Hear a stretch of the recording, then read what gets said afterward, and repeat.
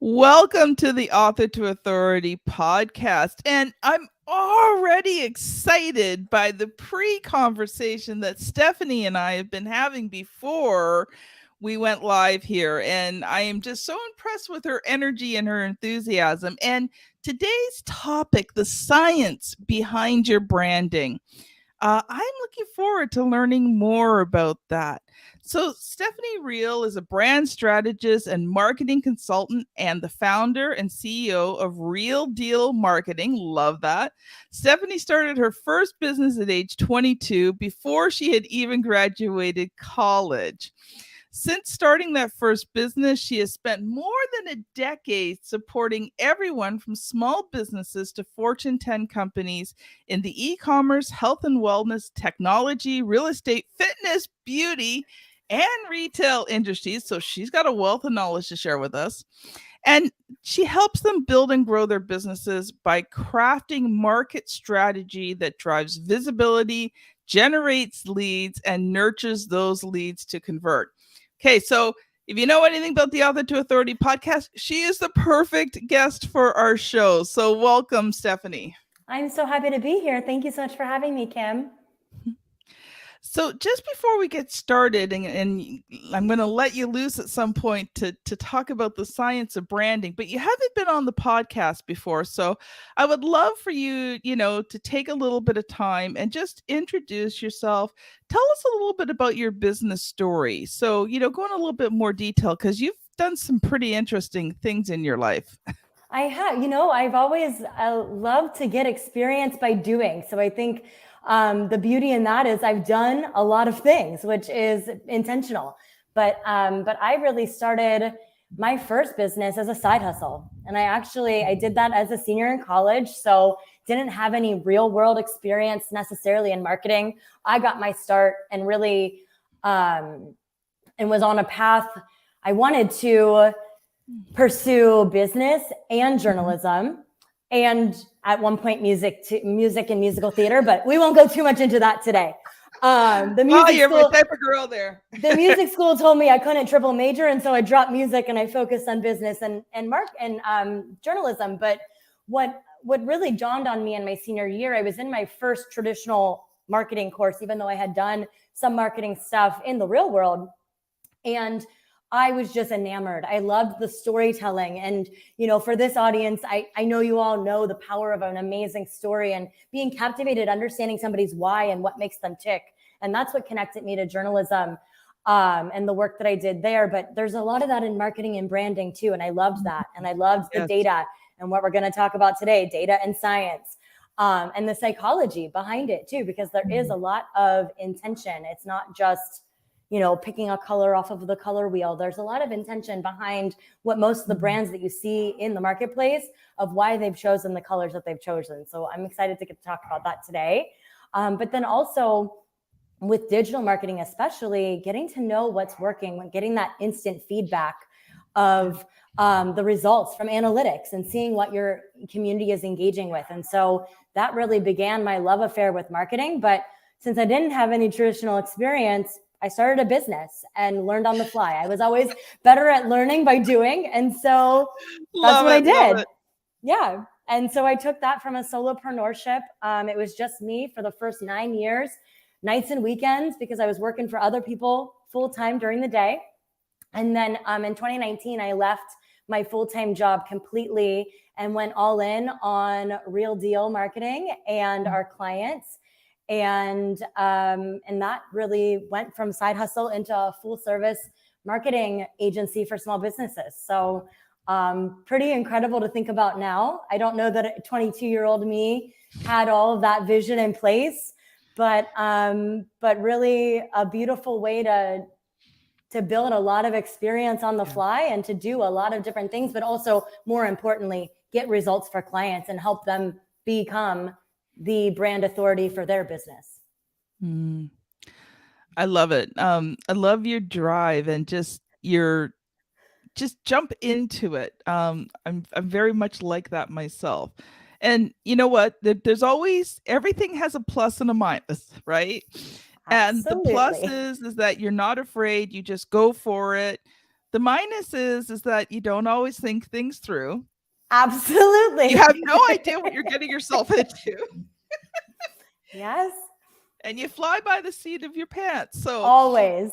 I was just saying to Stephanie beforehand that there's, I haven't announced it publicly yet, you guys, but there's a bit, you guys are going to be seeing the Author to Authority community maybe by the time this episode comes out. So I'm excited about that. But I was talking to Stephanie about, not just jumping in and not being prepared to manage this community properly. And, there's a part of me that just wants to do it all now and let's just go. But I want to make sure that, when we start the Author to Authority community, it's going to be a strong place where, entrepreneurs, professionals, consultants, speakers, coaches, they can all come and learn how to position themselves as that authority in their niche. Get that teaching, get that training, create the networks, right? Those valuable networks of people. So I can't just jump in with 2 feet because I want to make sure you guys are all taken care of. It's the hardest part because you have the enthusiasm and the excitement and the momentum. And I mean, 22-year-old me just jumped in and I was like, I'll figure it out later. But yes, with clients or the work that I do now, we have a lot of strategy and background and intention setting before we dive into the work. Otherwise, we might build something that doesn't actually serve the audience we want to be talking to. So there's a lot of intent behind that. And I'm so excited. You guys are in for such a treat with all that's coming. But building it the right way is really important too. Yeah. Well, the other thing is I'm not 22 anymore. My kids aren't even 22 anymore. I know. To be that young and not know any better, right? By 8 o'clock at night, like I'm done. I don't pull the all-nighters anymore. So I understand that. You look back and you're like, how did I do some of that? I was working a full-time job and then up until 2 or 3 in the morning, working for clients on client work and waking up at 6 and doing it all over again. And it's like, I would not be able to do that now. So I'm glad I did then. Yeah. Yeah, me too. Me too. Stephanie, I want to let you loose because I know you've got a lot to share. And so I'm going to let you loose to start talking about the science behind your branding. I might interrupt you occasionally to ask some questions, make some comments, but I want to give you the time because I know you've got a lot prepared for the audience today. Absolutely. I appreciate that. And please jump in with any questions. I love active dialogue too. And I've been doing this for a long time. So I want to start by saying I've seen a lot of brands and businesses and entrepreneurs do it and fly by the seat of your pants and not have the intention behind the scenes. So if you're listening and you're like, oh my gosh, she sees me, she knows me, I had no idea what I was doing. I want you to know it's okay. And the second best day to start is today, right? For anything. And I think that, when it comes to branding, I see so often clients that I work with or just brands that I witness in the marketplace, they're starting out, the entrepreneur picks their favorite color. There's science behind the fonts we choose, the words we use. There's so much that's layered into a brand. But I think a lot of times that knee-jerk reaction is, oh, well, I like this. I'll use this in my branding. And I think that kernel of a split decision in that moment can be really detrimental to your brand long-term. Because the thing that I always talk to clients about, because sometimes, I'll work with a client, we're brand new, we're bringing the brand to life together. That's so exciting and fun. And it's exciting to be a part of that.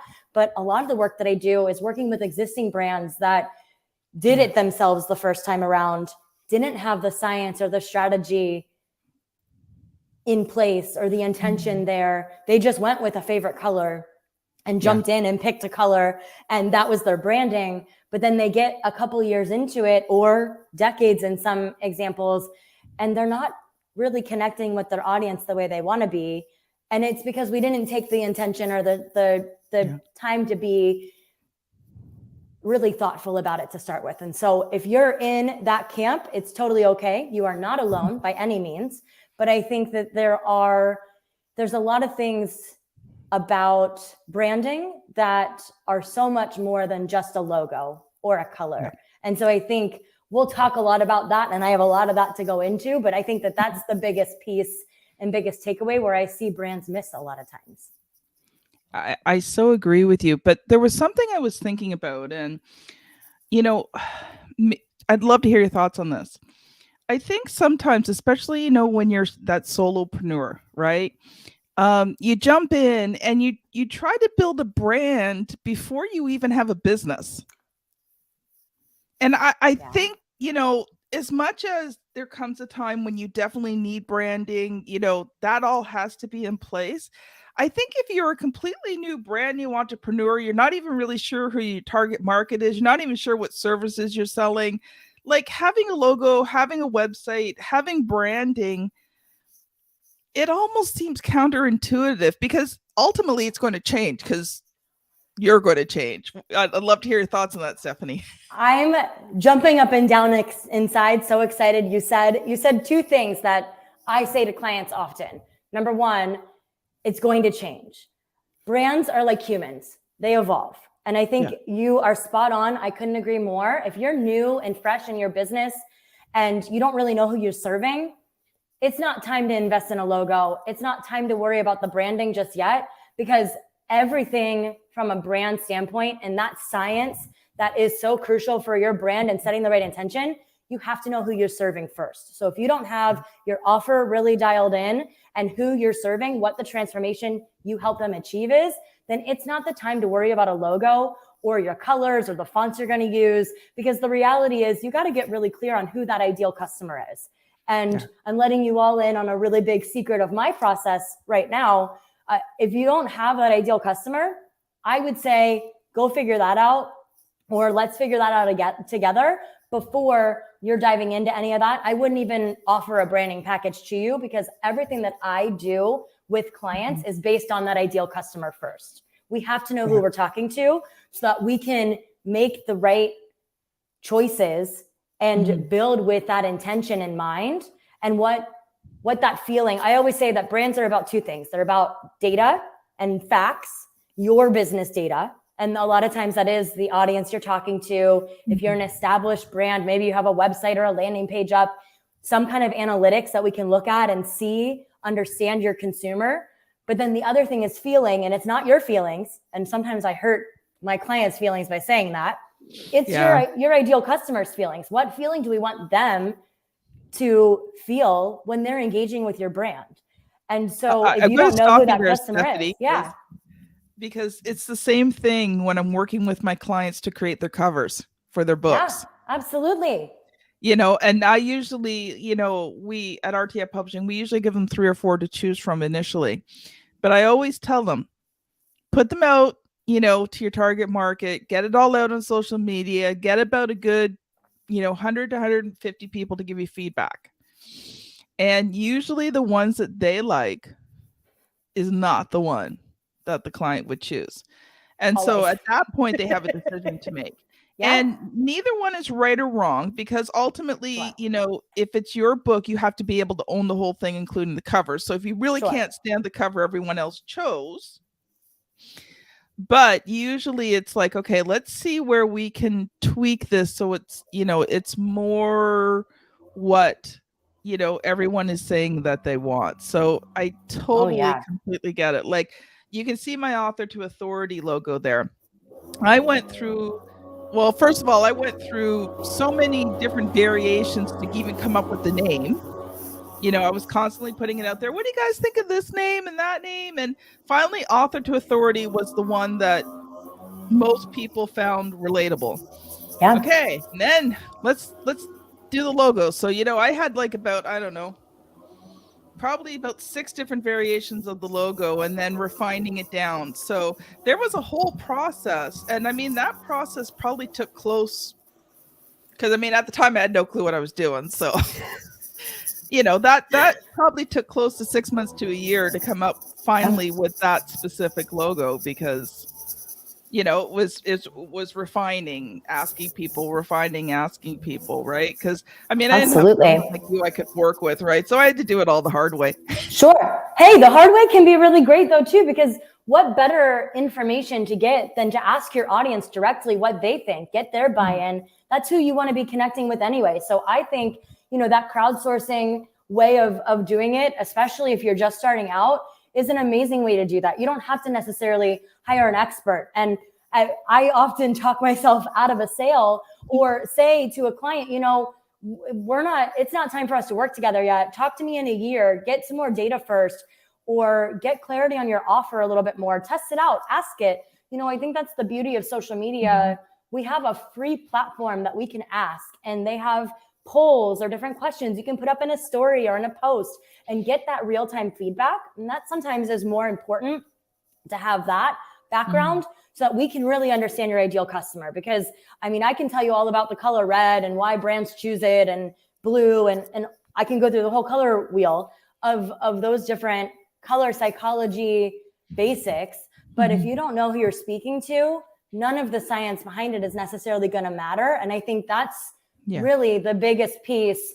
And truly, from where I first kicked off, when you opened up the floodgates for me to start, and that's really the crux of what I'm saying is, if you don't know who you're speaking to, we can't even really talk about branding, because that's how we build in those scientific layers to speak to that audience.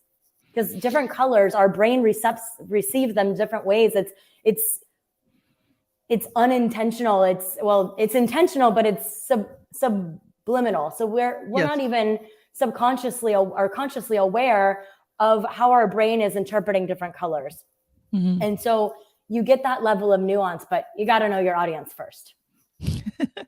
So I did interrupt you there, Stephanie. So I do want you to go into more detail, because we do have, quite a few people in the audience, who have, the established businesses. I just wanted to kind of give that caveat ahead of time, because, I think when you're in the beginning, there's more important things to focus on. And obviously you agreed. So talk a little bit more about that science. And, I know probably not what you normally talk about, but can you go into the colors a little bit? Because I just find that fascinating. It is really cool. So this is the closest I ever get to being a doctor, because I am by no means a medical professional or a scientist, but I am in some ways a data scientist. So I jokingly say that to my mom sometimes. I'm a marketer, but I'm out here saving people's brands. It's a big deal.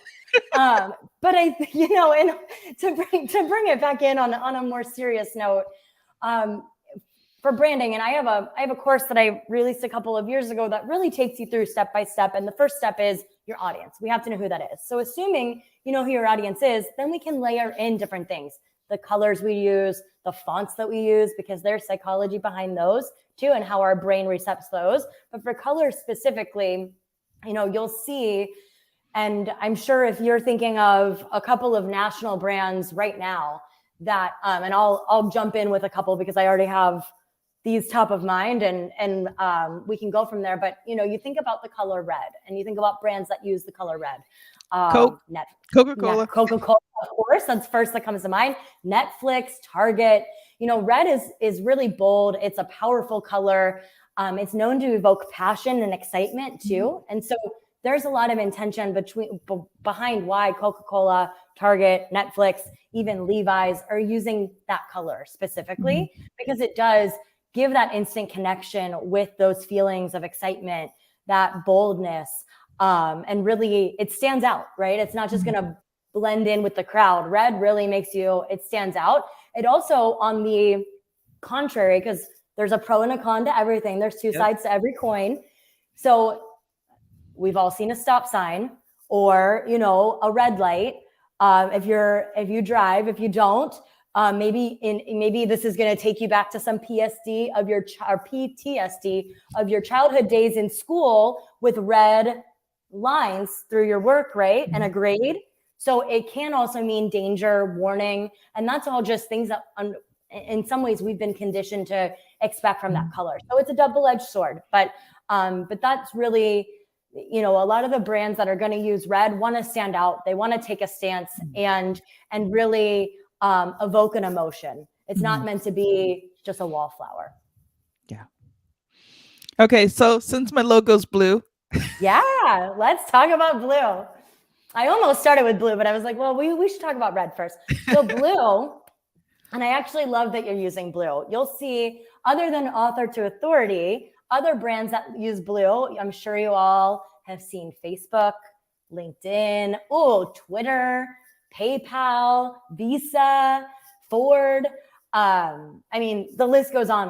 And it's a very popular color to use because of the meaning and the intention behind it. So blue is known to be dependable. There's a layer of trust that our brains interpret blue with as well. Loyalty, security. And so that's why you see a lot of big tech, financial institutions. I mean, Chase Bank is blue too. You see a lot of that used where you really want to build that level of trust and connection and that security. And so it makes a lot of sense that you're using it for your brand as well. Yeah, to me, it had this sense of professionalism. Yes, absolutely. And, I think that especially in the arrival of social media over the last more than a decade now, but so many of the social platforms use the color blue. And so it's almost like a sense of trust. With professional, you think LinkedIn, the first color that comes to mind usually is blue for a lot of that content. And so that makes a lot of sense that's what came to mind for you too. It's, again, a little bit of that conditioning of things that we've learned over time. On the contrary, it can come off a little emotionless, which isn't a bad thing. But most people actually like the color blue. I believe that the recent data that I've seen are like 84% of people, I believe, like the color blue. So it's a really popular color. It's a safe bet. It's not going to be necessarily off-putting. It's not going to have any egregious bias that's going to be off-putting for your brand too. So a lot of brands use it for that reason. What's the next best color? Green is very popular as well. And I think especially you see it a lot with tech, Android, Xbox, but also health and wellness or health food related brands. So Whole Foods, Starbucks, greens in all of those. It's because green really has this sense of vitality and growth. It has a natural and a fresh feel too, but it can also mean boldness or envy as well. So you see sometimes brands use it to stand out, but maybe to almost show an upper echelon, like with some of the tech companies, things like that. They're using that green intentionally there. That's cool. I like that. Yeah. Oh yeah. Okay, the color purple. I was just going to say, what about purple? Oh my gosh. Well, I'm reading your mind now. Purple is a really cool color.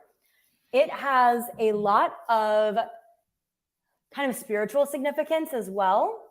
And that spiritual, royalty, wealth, imagination. So, some of the brands that come to mind with the color purple, FedEx uses purple in their logo, the purple and the orange.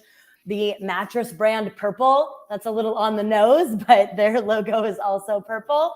Back in the 90s, Claire's, the earring bodega, they used purple. But I think there is that level of sophistication. You also see a lot of spiritual-based brands, healers, yoga studios, wellness facilities using the purple as well, because it does have that air of kind of otherworldliness, or depending on how spiritual you are or how woo you are, that purple for your chakras is your crown chakra. And so it does open you up to the higher realms. And so that's why a lot of those spiritual-based brands use that color as well, because of the significance of an aura and the chakras. So, but it can also mean moodiness or like almost gluttony, like an excessive nature. So you don't see it as used. I find that a lot of people, it's their favorite color just in general. Maybe they love to wear it. They love when they find purple flowers or purple decor. But brands definitely are a little bit more selective when they're using purple. Okay, so we've covered some really good colors. What are some of the not so good colors? Well, I tend to sway optimistic. So I always like to think we can find some positive no matter what. But I do want you to know that orange is a very controversial color. I was going to say orange. Now, I mean, we can think about some of the brands that use orange. MasterCard, of course, has like the red orange and the orange, traditional orange. Amazon, their initial arrow is orange. Now with Prime, you see them using a couple of other colors as well, but their main branding has the orange in it. Harley Davidson, the motorcycle brand, and then even Hermes, they use orange or have used orange over the years as well. But it's more of an accent color. It's not the main color. Exactly. You know, and I think FedEx, again, they use it in their main on the X part, but I think a lot of times you won't see it as front and center because the science and the data shows that 33% of females or those that identify as female do not prefer the color orange. So it can be very off-putting, especially if you're talking to a female audience. And it can also evoke feelings of frustration. So it's a little controversial.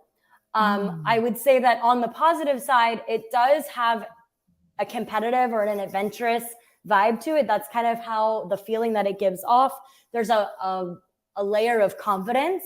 And so that's where it can be brought in, or the courage. But I think it's a double-edged sword because a lot of people do not connect with that color. Mm-hmm. Okay. And similarly, orange's cousin, I guess, yellow. I don't know. I was just gonna say but it's similar, right? It's a similar color. Majority men or males prefer, 57% prefer the color yellow. So one of the obvious brands that uses it, and it comes to mind, Best Buy, of course, McDonald's, the arches, they're gold. I think yellow does have a feeling of optimism and independence. It can also mean strategy or being strategic or a strategic thinker, happiness. But yellow can also invoke anxiety and fear and have a little bit more of that impulsive feel. And so it is a little bit more controversial too, similar to its neighboring color orange, because it is just a little bit more off-putting. And also, going back to our traffic analogy, a yellow light, it kind of means caution. And that's just something that, you build that up with, and it kind of stops you in your tracks. So it can be a little off-putting. I was thinking when you said 57% of men like yellow, I was thinking about that. You know why? Because men more on average are colorblind. They don't see red and green. They might see yellow though. That is true. Red and green in a colorblind person becomes gray. Yeah. They lose the color with that. You're right. Yeah. So yellow would really pop for men, especially if they're colorblind. And I mean, almost every male member of my family is colorblind. Yeah, well, I know the data genetically, like it's more common in men than women. I know a couple of men that are colorblind. I don't think I know any women that I have encountered that are colorblind. I mean, that's a small sample, but I'm really glad you flagged that. That makes perfect sense. Yeah, because you were saying that, and I'm thinking, why would men like yellow? Yeah, because they don't see red and green. No, yeah, they like it because they can see it. Hey, there you go. That's a fair reason to like a color.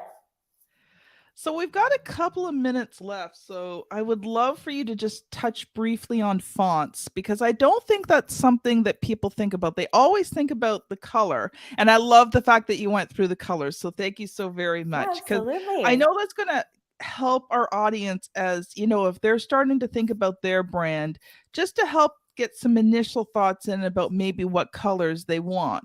Obviously, you've got to do research and you can't just go because you like it. No. But I love that you color it. But go for maybe a couple of minutes on fonts, and then we have to close down for the day. Absolutely. No, I'd love to. I think fonts are something that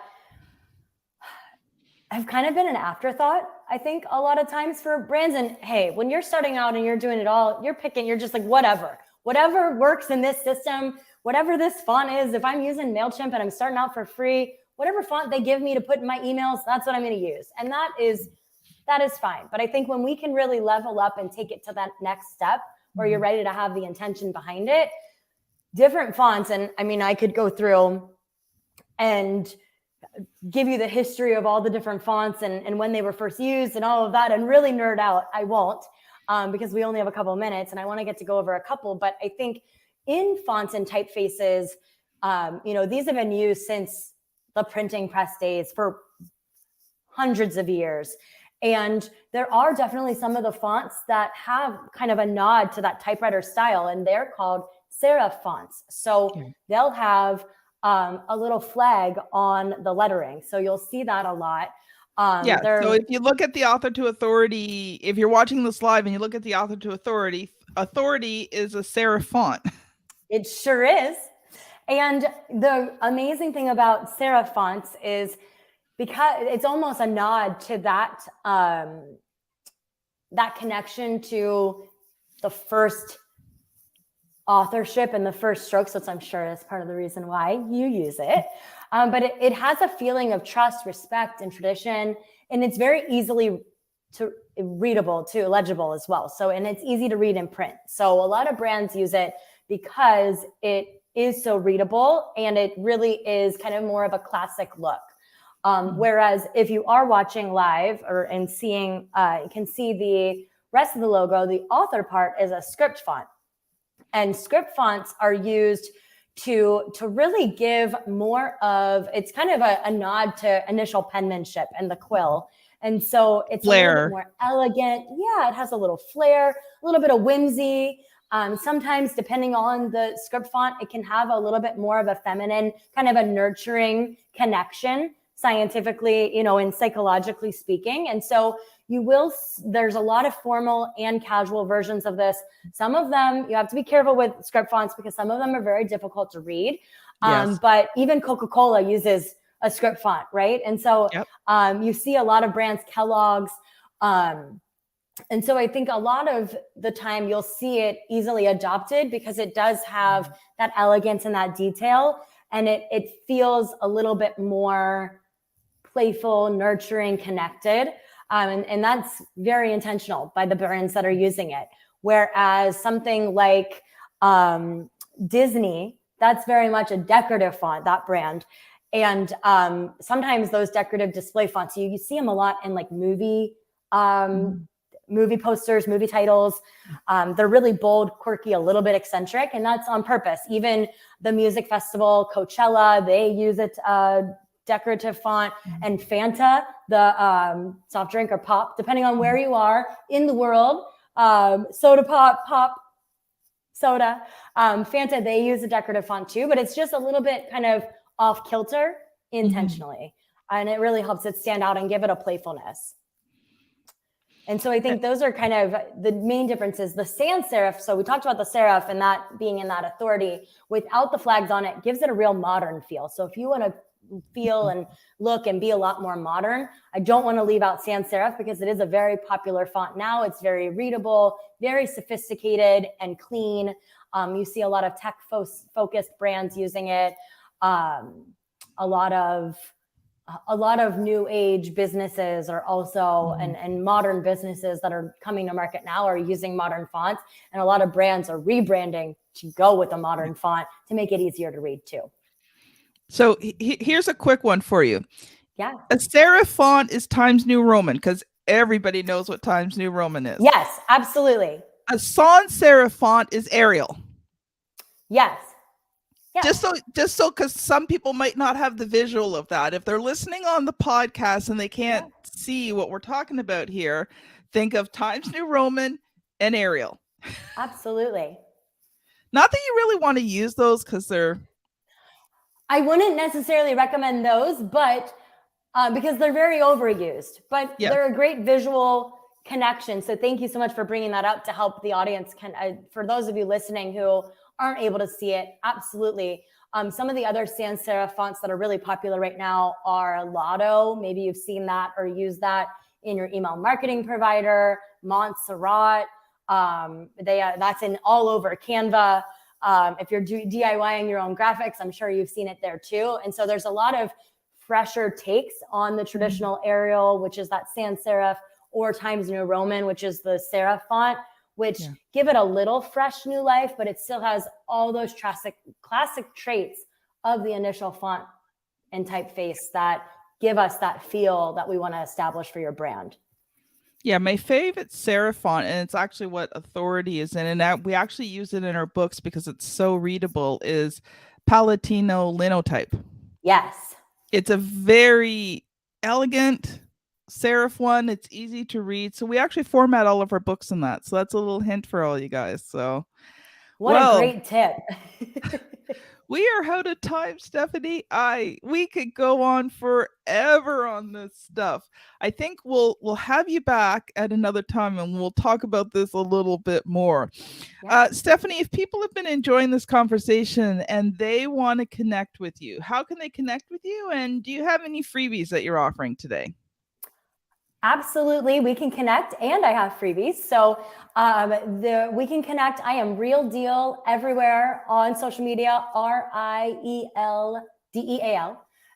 or you can reach me at stephanieriel.com. And then I actually have a brand checklist that, given our conversation today, I think it could be a really great place for somebody to start, whether they're just starting out or they're refreshing the brand and they want to get and make sure that they're not missing any of the steps in the process. So I'd be happy to give that to your audience and have them get started on the right footing and build with intent for their brand so that it can live and evolve, but have a right foundation for the future. And where would they go to get that?